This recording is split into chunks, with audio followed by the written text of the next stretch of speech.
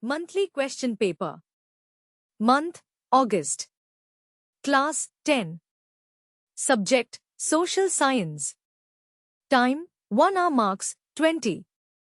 1. Choose the correct option. 1 times 4 equals 4. The first law for the protection of wildlife habitats was made under A. Project Tiger 1973. B. Wildlife Protection Act 1972. C. Joint Forest Management Act 1988. D. Wildlife Act 1986. Answer B. Wildlife Protection Act 1972. 2. The main reason for deforestation in northeast and central India is A. For fuel. B. For shifting agriculture. C. For housing. D. For industry. Answer B. For shifting agriculture. 3. When did the Chauri Chaura incident occur? A. 5th February 1922. B. 8th November 1924. C. 10th February 1927. D. 9th April 1930. Answer A. 5th February 1922. 4. In the initial stages of exchange, trade was based on which system? A. Barter system. B. Monetary exchange system. C. Check. D. Currency exchange. Answer A. Barter system. 2. Fill in the blanks. 1 times 4 equals 4. The largest area of permanent forests is located in the state of Madhya Pradesh. 2. Gandhiji conducted his first experiment with satyagraha in India at the place called Champaran. 3. The famous freedom fighter Lala Lajpat Rai was martyred due to a police lathi charge during protests against the Simon Commission. 4. In India, currency notes are issued by the Reserve Bank of India. 3. What do you mean by reserved forests? 2 marks. Or write any 2 factors that affect biodiversity. Answer. Reserved forests. These are forest areas that have been protected by the government to conserve them and protect wildlife.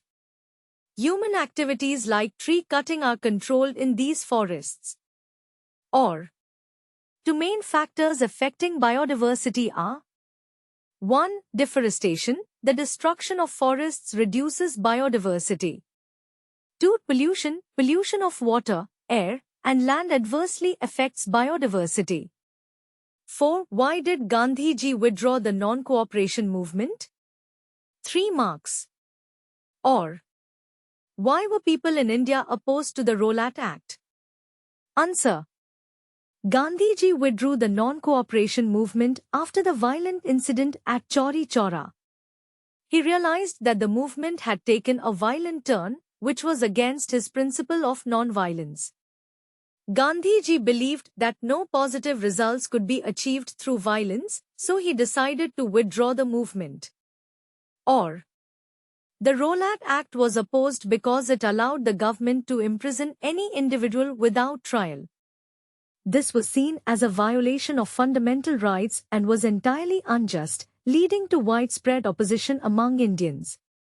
5. Why do lenders demand collateral when giving loans? 3 marks. Or write any 3 differences between formal and informal sources of credit. Answer. Lenders demand collateral to ensure that the loaned money will be repaid. Collateral acts as security that gives the lender confidence that the borrower is capable of repaying the loan.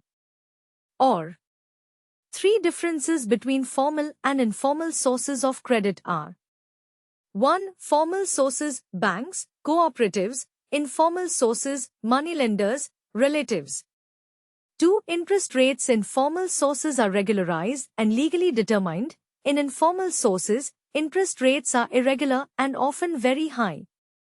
3. The loan process in formal sources is legal and transparent. In informal sources, it is unregulated and can sometimes lead to exploitation. 6. How did the Salt March become an effective tool of resistance against colonialism? 4 marks. Or, what was the Simon Commission? Why did Indians oppose it? Answer. The Salt March was a significant event in the Indian independence movement.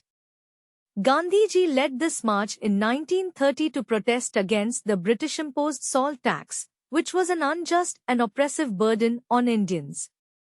Salt, a basic necessity, was taxed by the British, exploiting the Indian people. Through this march, Gandhiji challenged British authority, inspiring millions and awakening widespread resistance against colonial rule. Or, the Simon Commission was a commission sent by the British government in 1927 to investigate political reforms in India. It consisted entirely of British members with no Indian representation. Indians opposed it because it was seen as unjust and insulting, ignoring their demands and rights.